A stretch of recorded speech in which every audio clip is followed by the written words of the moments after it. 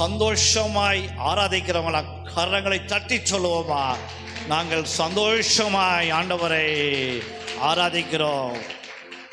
ஊரெல்லாம் சொல்லிடுவேன். எதை சொல்லுவேன்? பேனர் யார் தெரியுமா?